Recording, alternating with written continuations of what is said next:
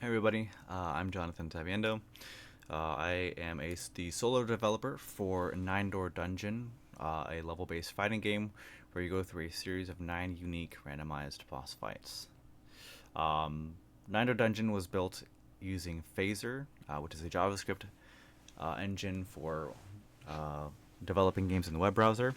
I decided to go with this one just because I figured it would be the one with the smallest learning curve, and I could go straight into the actual game development.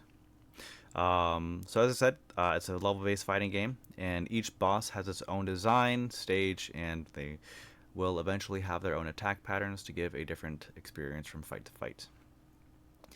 Each time you beat a boss, you will get a new piece of gear respective to that encounter that will power up the main character for the remainder of the playthrough. However, there is a twist when acquiring the gear. When brainstorming for the 9-day game jam, I kept revisiting the idea of having a mechanic revolving rolling a 9-sided dice and landed on using it for the gear. So when you beat the boss, you get the gear, you will roll a 9-sided dice, and depending on what you roll will affect the quality of the gear. So for example, the only boss fight that I have right now gives you a laser cannon when you beat it. So if you roll a 1, it will shoot small laser pellets that do negligibly more damage than your current projectile.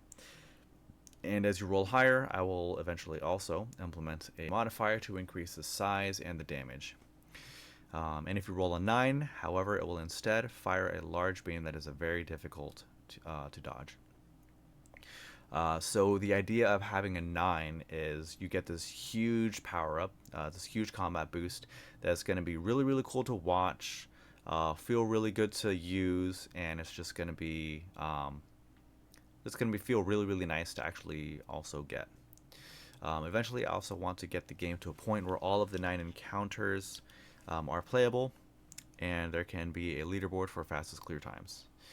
Each high score will also display the loadout that the player ended up with so that everyone can see how lucky and or good they are. Beyond this, I have other cool ideas for other characters beyond the 9 that I can add into the game to increase the pool size of encounters and continue to add more variety to each playthrough.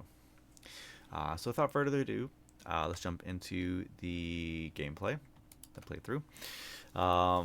So if you come to my page, you can just click on this run game and it'll run your game in the browser. You don't have to download anything. It's quite nice. So all of the assets, all the music, all the sound effects, all of the art, I found through free use websites.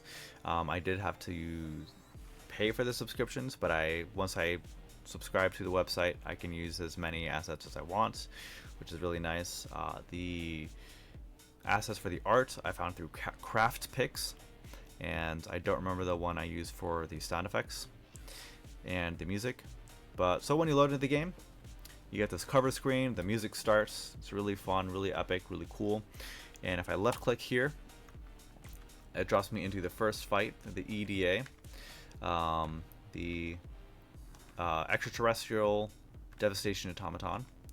And if she kills me, maybe, well, let me just kill her. How about that? You beat the Ada. Press space to roll your reward. Great. You rolled an 8 cannon. Wow. I was one off of getting a perfect roll, but oh well, that's fine. If I press space again, so eventually, instead of just, I want to change it to where instead of shooting these little sparks, it's going to actually give you a big boost. But right now, the second stage, there's no actual fight. It just loads in the opponent in their idle state, and yeah. So there's going to be a lot of cool things that you can kind of do in this game, and each playthrough should feel very unique. But yeah, I've had a lot of fun working on this. So if you want to try it out, please give me any feedback.